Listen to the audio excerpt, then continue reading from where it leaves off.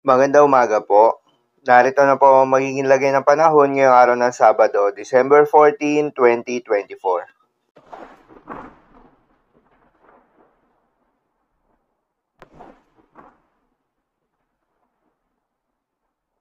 Sa kasalukuyan na tayong sa pag-asa, Northeast monsoon o hanging amihan ang nakakaapekto sa may Northern Luzon at Central Luzon.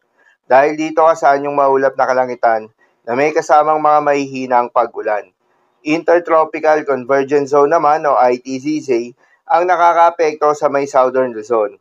Dahil dito asahan naman yung maulap na kalangitan na may kalat-kalat na mga pag-ulan at thunderstorms. Habang easterlies naman o yung mainit na hangin galing sa karagatang Pasipiko ang patuloy na nakakaapekto sa nalalabing bahagi ng ating bansa.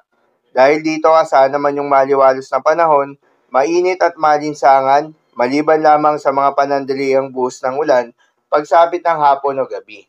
Magandang balita naman dahil ayon sa pag-asa ay wala tayong binabantayan na low pressure area o bagyo sa loob o malapit sa Philippine Area of Responsibility na maring makaapekto sa ating bansa.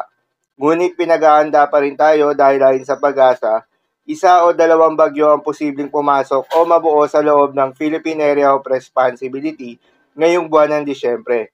At ang mga bagyong ito ay mga landfalling, kaya naman ngayon pa lamang ay pinag-ahanda na tayo. Para naman sa ating long-range forecast at ipinapakita ng forecast model na ating ginagamit, may namamataan na pamumuo ng sama ng panahon sa susunod na linggo. Posibleng mabuo sa may silangan ng Visayas o Mindanao area at posibleng tumbukin ng Southern Luzon. Base na rin yan sa pinaka-latest Tropical Cyclone Threat Potential Forecast na inilabas ng pag-asa. Ayon sa pag-asa ay may mababa hanggang sa katamtaman na may mabuong isang bagyo sa susunod na linggo dahil dito nakataas ang Tropical Cyclone Threat Potential para sa linggong ito.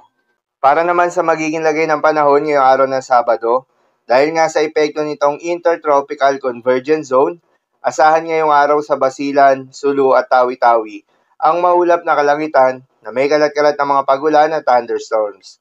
Posible ang mga pagbaha o pagguho ng lupa dahil sa katamtaman hanggang sa kung minsan ay malakas na pagulan. Habang sa Cagayan Valley, Apayao, Kalinga, Mountain Province, Ifugao, Aurora at Quezon, asahan naman yung maulap na kalangitan na may kasamang mga mahihinang pag-ulan. Dulot naman yan ng Northeast monsoon.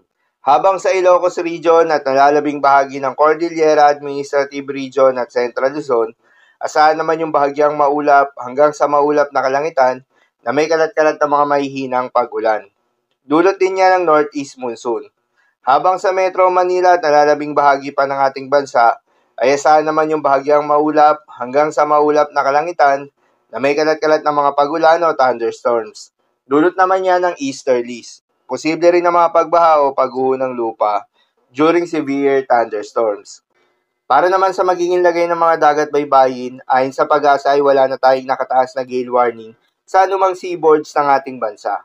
Ngunit iba yung pag-iingat pa rin sa mga maglalayag ng mga kababayan nating mangingisda at yung may mga maliliit na sasakyang pandagat sa may northern at eastern section ng Central at Southern Luzon. Dahil inaasahan pa rin yung katamtaman hanggang sa maalon na karagatan.